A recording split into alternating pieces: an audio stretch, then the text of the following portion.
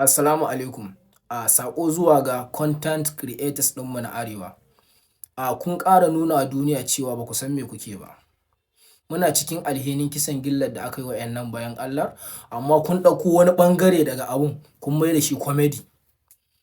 Kamar abin bai dame mu ba.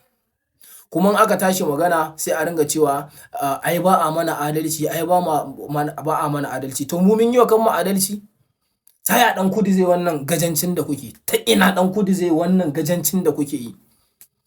A kisan gilla mutum 7 ba su ci ba, ba su gani ba. A alhinin ma ba za ku ci gaba da yi ba, ko kun ɗauko wani ɓangare na wata magana kun mai da shi comedy. Kuma sai an yi magana ku ringa cewa ba a muku adalci. Ta ina za a yi muku adalci? Ku ba ku yi wa kanku adalci ba. Kawai in za ku gyara, ku gyara.